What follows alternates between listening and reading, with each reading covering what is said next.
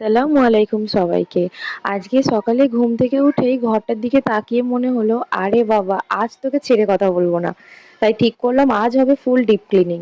শুরুতেই দেখতেই পাচ্ছেন ঘরটা একদম নিজের ইচ্ছে মতো ছড়িয়ে ছিটিয়ে আছে।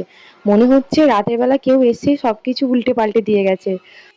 সত্যি বলতে গত কয়েকদিন ব্যস্ততার জন্য ঠিকমতো গুছিয়ে রাখা হয়নি। তাই আজ আর দেরি না করে কাজ শুরু করে দিলাম। শুরুতেই দেখতে পাচ্ছেন ঘরটা একটু এলোমেলো, কিন্তু আমার মনে হয় একটা সুন্দর পরিষ্কার ঘরের গল্প শুরুই হয় এলোমেলো অবস্থা থেকে। প্রথমে জানালাগুলো খুলে দিলাম। সকালের আলো আর একটু খোলা বাতাস ঢুকলেই যেন কাজ করার আলাদা একটা উৎসাহ চলে আসে। তারপর রান্না বান্নার প্রস্তুতি শুরু করলাম। সবজি কাটা, রান্না করা, বাসন ধোয়া, এই ছোট ছোট কাজগুলো মিলিয়েই তো আমাদের প্রতিদিনের সংসার।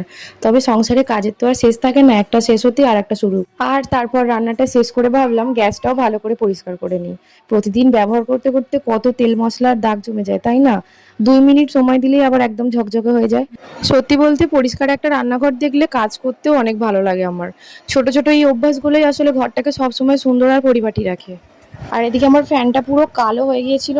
ল্যাকমি আইকনিক কাজল দেওয়া হয়েছিল মনে হচ্ছিল একেবারে। আর নতুন একটা ঝাড়ু দিয়ে আমি ঘর ঝাড়বো বলে ঝাড়ুটা কিনে নিয়ে এসেছিলাম।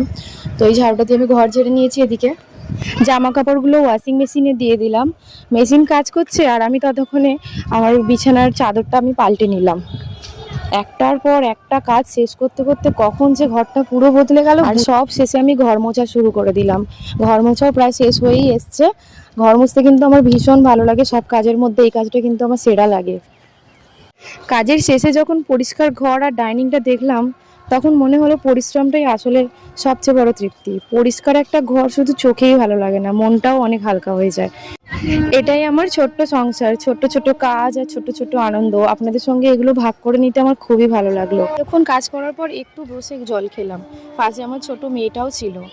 সারাদিনের ক্লান্তির পরে ওর সঙ্গে এই ছোট্ট সময়টাই আমার কাছে সবচেয়ে দামি। আমার এই সাধারণ জীবনটাই আপনাদের সঙ্গে ভাগ করে নিলাম। যদি ভিডিওটা ভালো লাগে অবশ্যই পাশে থাকবেন। দেখা হবে পরের ব্লগে। আল্লাহ হাফেজ।